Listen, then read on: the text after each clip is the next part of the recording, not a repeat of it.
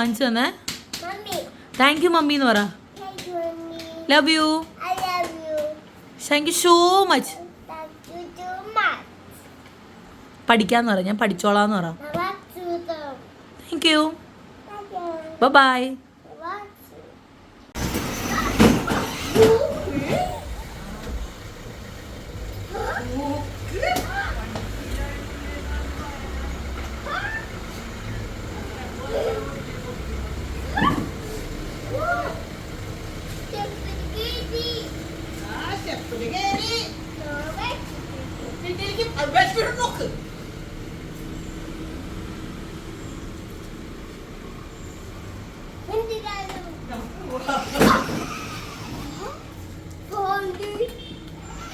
Hello, welcome back to my channel. അപ്പോൾ എല്ലാവരും സുഖമായിട്ടിരിക്കുന്നതായിരുന്നു. ഞാനും ഇവിടെ സുഖമായിട്ടിരിക്കുന്നു കേട്ടോ. ഞാൻ ഓക്കെ ആയിട്ട് വരുന്നുണ്ട്. അപ്പോൾ ഞാൻ എന്നോർത്തു എഴുന്നേൽക്കുമ്പോൾ തന്നെ നമ്മുടെ ഓൺ ഫേസിൽ ഒരു ഗുഡ് മോർണിംഗ് പറഞ്ഞ് സ്റ്റാർട്ട് ചെയ്യാമെന്ന് വിചാരിച്ചു.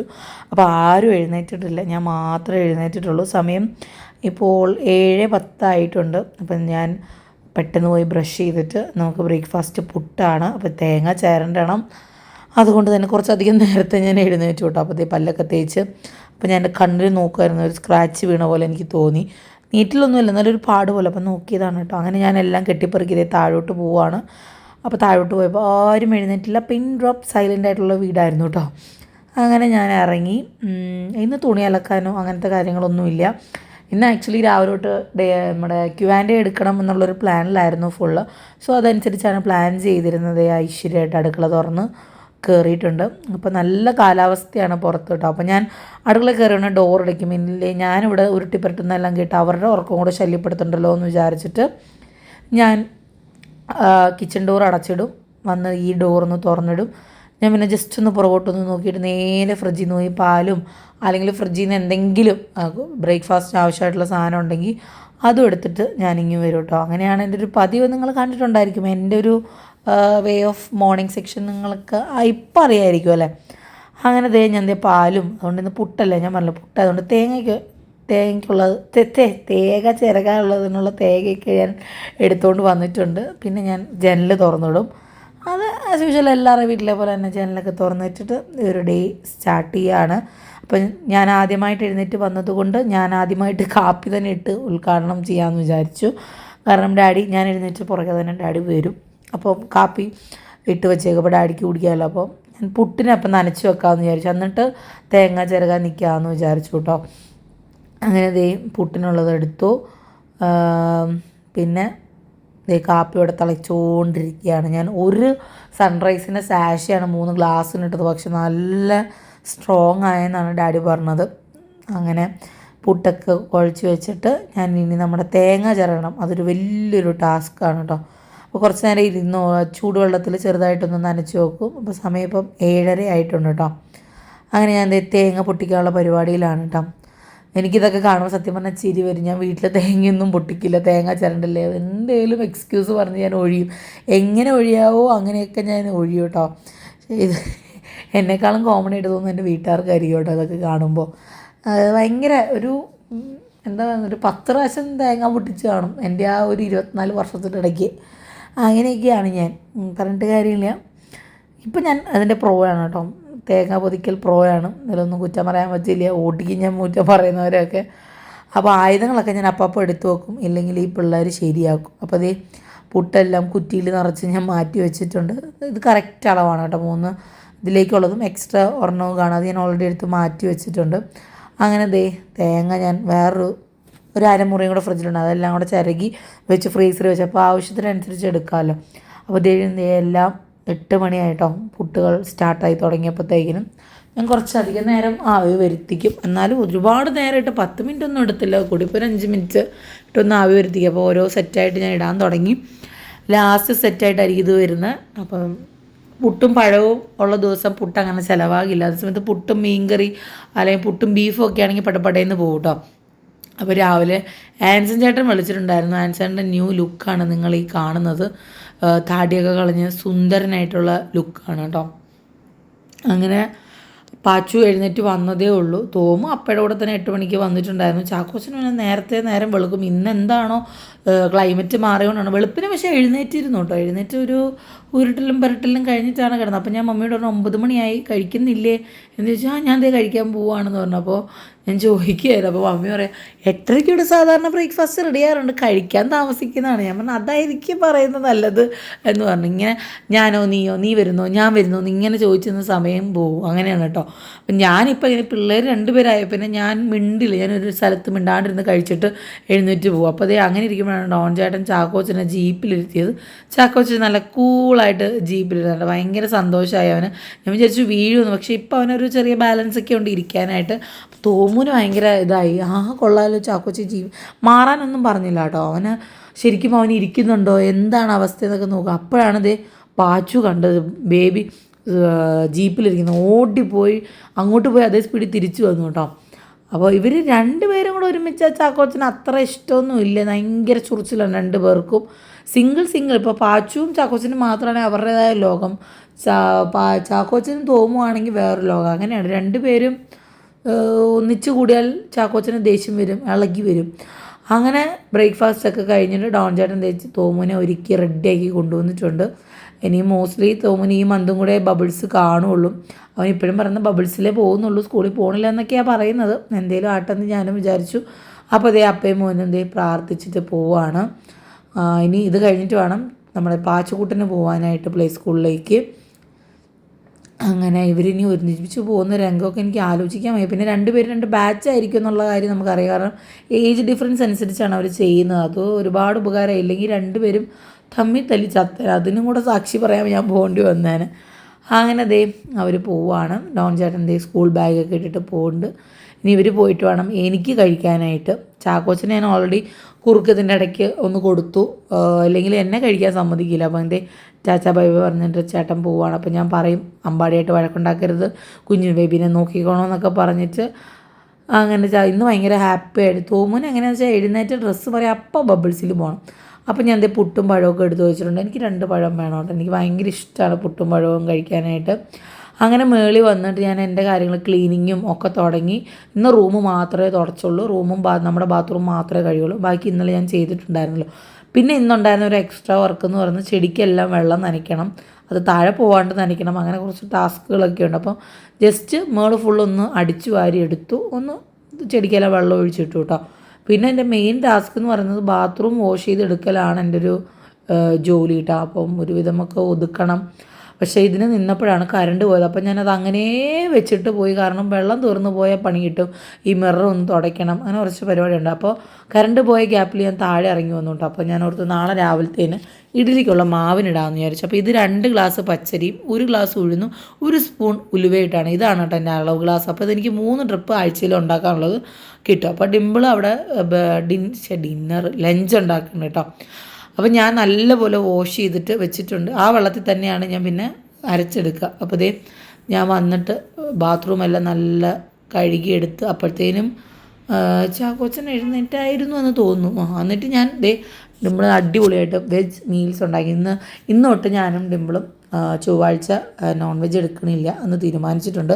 ഇത് നമ്മൾ സൺഡേ പർച്ചേസിൽ വാങ്ങിച്ച പപ്പായ ആയിരുന്നു. അടിപൊളിയായിരുന്നു കേട്ടോ. ചാക്കോച്ചന് കൊടുക്കാൻ വേണ്ടി ഞാൻ വാങ്ങിച്ചതാണ്. അങ്ങനെ ഒരു ഉച്ചയ്ക്ക് എനിക്ക് തോന്നുന്നു ഉച്ച കഴിഞ്ഞ് 4 മണിക്ക് പാച്ചുവിനെ പാച്ചുവിനെ അല്ല തോമുനെ കൊണ്ടുവന്നതിന് ശേഷം അവർ എക്സിബിഷനൊക്കെ ആയിട്ട് പോയിട്ടോ.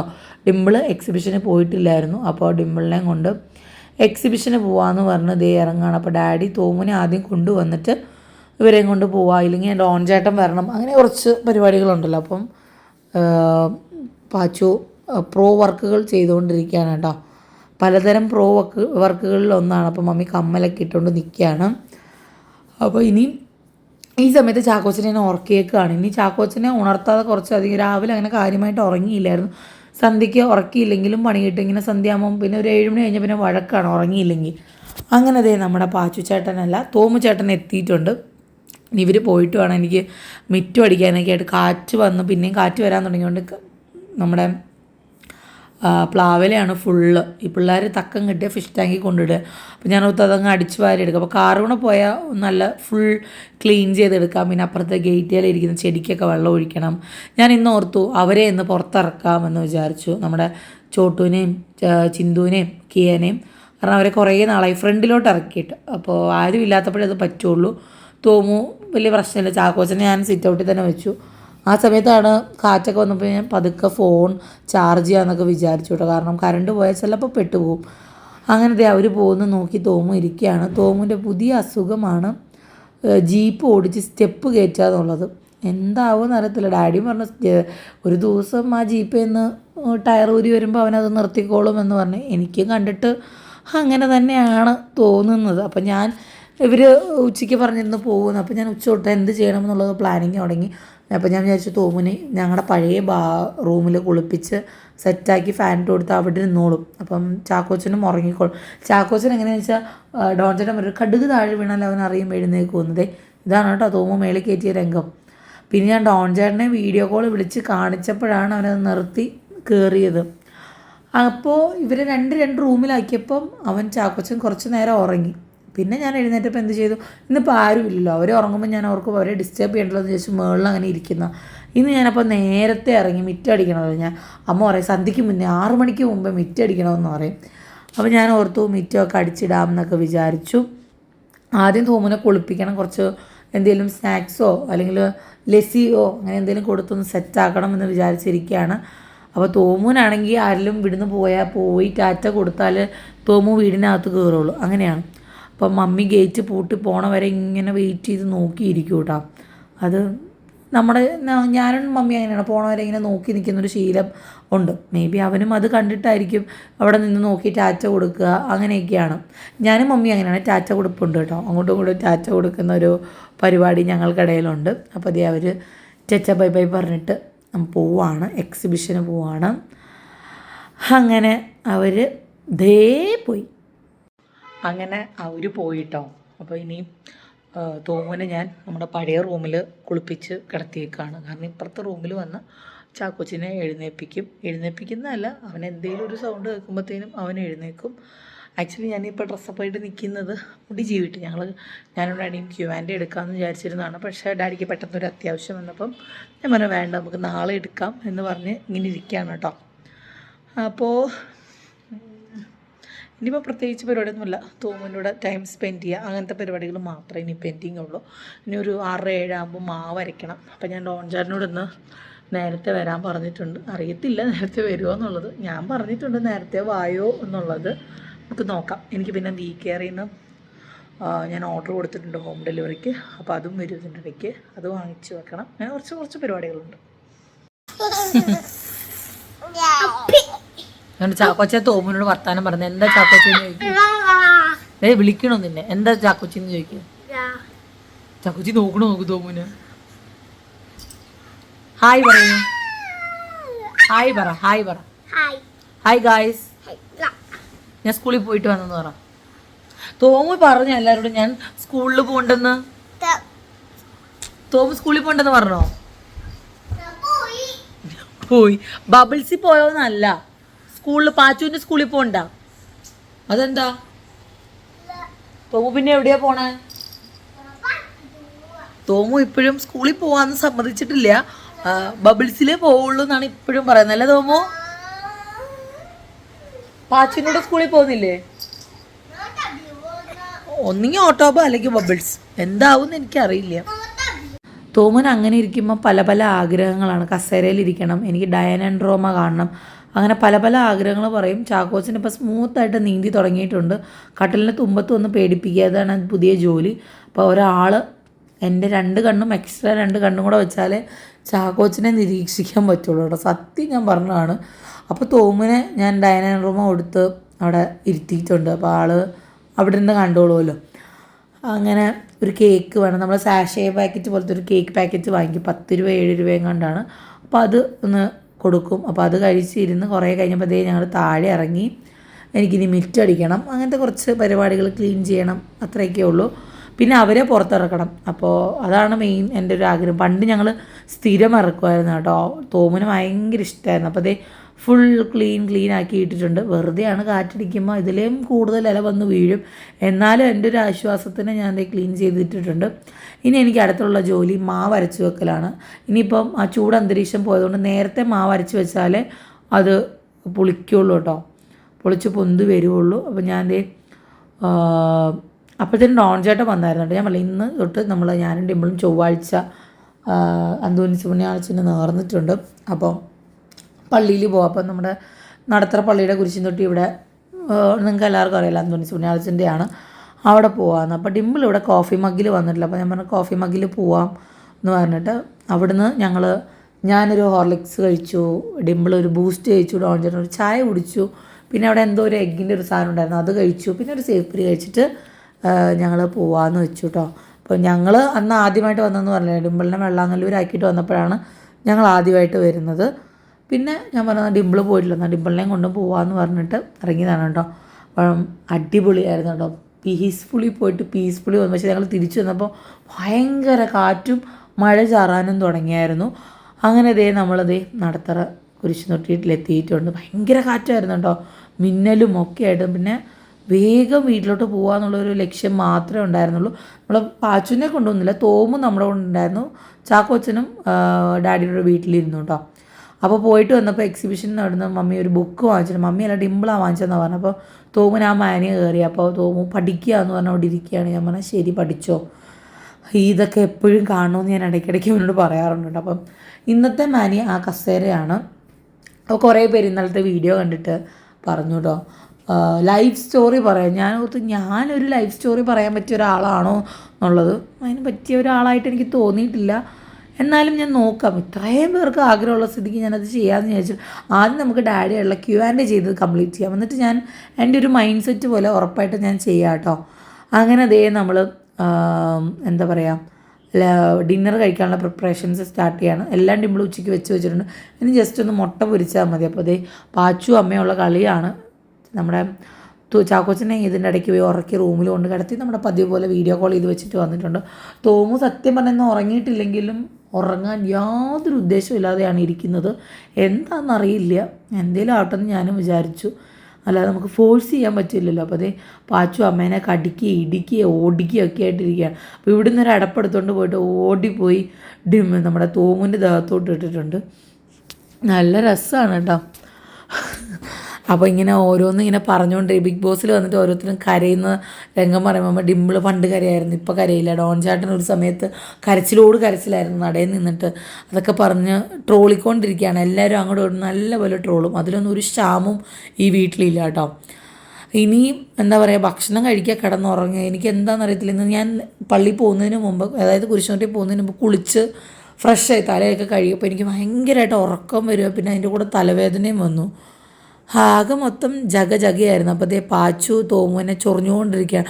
തോമു അങ്ങനെ ചുമ്മാ ഇരിക്കുന്ന കാണുമ്പോൾ പാച്ചുവിന് ഇഷ്ടമില്ല കേട്ടോ. പാച്ചു എന്തെങ്കിലും ചെയ്യാൻ നോക്കും. അപ്പോൾ പാച്ചുവിൻ്റെ മെയിൻ സാധനമാണ് കുഷിനും വെച്ചിട്ടുള്ള കളിയാണ് ഫുൾ പരിപാടികൾ. അപ്പോൾ തോമു എവിടെയെങ്കിലും ഡോൺ ചേട്ടൻ ഒതുക്കിയിരുത്തും. അപ്പോഴത്തേനും വന്ന് റെസ്ലിംഗ് ആണ് പാച്ചുവിൻ്റെ പുതിയ ഒരു വിനോദം എന്ന് പറയുന്നത്. ഡാഡിയാണ് ഞങ്ങളുടെ റെഫറി. ഞാൻ പറഞ്ഞു ഡാഡി ഫുട്ബോൾ കണ്ട് ഇപ്പോൾ വീട്ടിലെ റെഫറിയും ഡാഡി തന്നെ ആയെന്ന് ഞാൻ പറഞ്ഞു. പിള്ളേരുടെ ഇടയിൽ ഡാഡി, പ്രത്യേകിച്ചും പാച്ചുവിൻ്റെ അടുത്ത് ഡാഡി നിന്നാലേ ശരിയാവൂ എന്നുള്ളൊരു ഇതിലായി. അപ്പോൾ നമ്മളിന്ന് ബിഗ് ബോസ് കാണുന്നുണ്ട്. ഇന്ന് ഞാൻ പ്രൊമോ കണ്ടപ്പോൾ നമ്മുടെ ഋഷിയുടെ ഫാമിലി വരുന്നുണ്ടെന്ന് കണ്ടു. എനിക്ക് ഋഷീനെ പേഴ്സണലി അല്ല, ഭയങ്കരമായിട്ട് എനിക്ക് ഇഷ്ടമായി. ഭയങ്കര ഇന്നസെൻ്റായിട്ട് എനിക്ക് ഫീൽ ചെയ്തു. പിന്നെയാണ് ഞാൻ കാണാതായി തുടങ്ങി. ആദ്യമൊക്കെ ഞാൻ ഇവരോട് നിന്ന് ജസ്റ്റ് എത്തി നോക്കിയെങ്കിലും പോകുമായിരുന്നു. പിന്നെ എനിക്കത് സത്യം പറഞ്ഞാൽ ഇഷ്ടമായില്ല. പിന്നെ അഭിഷേകിന് ഇത് കണ്ടപ്പം എനിക്ക് എന്നാൽ കാണാം എന്ന് വിചാരിച്ചു. പിന്നെ ഞാൻ കണ്ടൊന്നുമില്ല. അഭിഷേകിനെ മാത്രം കുറേ തലങ്ങും വിലങ്ങും ഞാനിരുന്ന് കാണുന്നുണ്ട്. ഇന്ന് ഋഷിയുടെ അമ്മ വരുന്ന കാണണമെന്ന് എനിക്ക് ഭയങ്കര ആഗ്രഹമായിരുന്നു. അപ്പോൾ ഞാൻ അവരോട് പറഞ്ഞു, നിങ്ങൾ ബിഗ് ബോസ് കണ്ടോ, ഞാൻ മുട്ട പൊരിച്ചോളാം എന്ന് പറഞ്ഞാൽ മമ്മിയോട് പറഞ്ഞു, മമ്മി പൊക്കോ എന്ന് പറഞ്ഞു. അങ്ങനെ ഞാൻ മുട്ട പൊരിക്കാൻ നിൽക്കുകയാണ്. അവർ തകർത്തേക്ക് ബിഗ് ബോസ് കാണുന്നത്. എനിക്ക് ആ ക്രേസ് പോയി. എനിക്ക് തമിഴിലെ ഭയങ്കര ഇഷ്ടമായിരുന്നു കേട്ടോ, കല്യാണത്തിന് മുമ്പ് വരെ. അതിന് ശേഷം എനിക്കൊന്ന് കല്യാണത്തിന് ശേഷം അങ്ങനെ TV കാണൽ ഞാൻ കുറച്ചു എന്ന് വേണം പറയാനായിട്ട്. അപ്പോൾ നമ്മുടെ അടിപൊളി ഡിന്നർ ഇവിടെ റെഡി ആയിട്ടുണ്ട് കേട്ടോ. ഇനിയും അത് കഴിക്കുക, സുഖമായിട്ട് കിടന്നുറങ്ങുക. അങ്ങനെയൊക്കെയാണ്. നല്ല മഴയും നല്ല ക്ലൈമറ്റുമാണ്. അപ്പോൾ ഇവിടെ മമ്മീൻ്റെ അടിയും ഗോൾ അടിക്കുന്നുണ്ട്. ഡോൺ ചേട്ടനോട് ചോദിച്ചാൽ എന്തെങ്കിലും പറയാനുണ്ട്. ഡോൺ ചേട്ടൻ എനിക്കൊന്നും പറയാനില്ല. അപ്പോൾ നോക്കിയപ്പോൾ പാച്ചു ടോമിനെ അറ്റാക്ക് ചെയ്തുകൊണ്ടിരിക്കുകയാണ് കേട്ടോ. അറ്റാക്ക് ചെയ്യാൻ മേളിൽ കയറിയിരിക്കുക, അടിക്കുക ഇടിക്കുക തൊഴിക്കുക, ഇതന്നെ കളി. അപ്പോൾ അവരുടെ കാര്യത്തിൽ നമ്മൾ ഇടപെടാതിരിക്കുന്നതാണ് നമ്മുടെ ആരോഗ്യത്തിന് ഏറ്റവും നല്ലത്. ഇല്ല നമ്മൾ പൊട്ടന്മാരാകും, അങ്ങനെയാണ്. അപ്പോൾ ഇങ്ങനെയായിരുന്നു ഞങ്ങളുടെ ഒരു ഡേ ഇന്ന് പോയത്. വലിയ കുഴപ്പമില്ലാണ്ട് പോയി, അത്ര തന്നെ എനിക്ക് പറയാൻ പറ്റുള്ളൂ. അത്ര സന്തോഷമാണോ അല്ല, അത്ര ദുഃഖമാണോ അല്ല, ദുഃഖമൊന്നുമില്ല. എന്നാലും ആ ഒരു മാനയിൽ ഇപ്പോഴും ഞാൻ സ്റ്റക്കാണ് സത്യം പറഞ്ഞാൽ. അങ്ങനെയൊക്കെ വിശേഷങ്ങൾ. അപ്പം നിങ്ങൾക്ക് എല്ലാവർക്കും ഡേ ഇൻ മൈ ലൈഫ് ഇഷ്ടമാകുന്ന ഒരുപാട് സന്തോഷം. ഇതുപോലെ തന്നെ സപ്പോർട്ട് ചെയ്യുക. ഡെയിലി മാക്സിമം ഞാൻ വീഡിയോ ഇടാൻ ട്രൈ ചെയ്യുന്നതായിരിക്കും കേട്ടോ. അപ്പോൾ എല്ലാവർക്കും വീണ്ടും വീണ്ടും താങ്ക് യു പറയുകയാണ്. അപ്പോൾ സബ്സ്ക്രൈബ് ചെയ്തിട്ടില്ലെങ്കിൽ സബ്സ്ക്രൈബ് ചെയ്യുക കേട്ടോ. ബെല്ലൈക്കണും പ്രസ് ചെയ്യുക, എന്നാലേ എൻ്റെ വീഡിയോസിൻ്റെ നോട്ടിഫിക്കേഷൻ നിങ്ങൾക്ക് കിട്ടുള്ളൂ കേട്ടോ. അപ്പോൾ നാളെ കാണാം കേട്ടോ. ബൈ.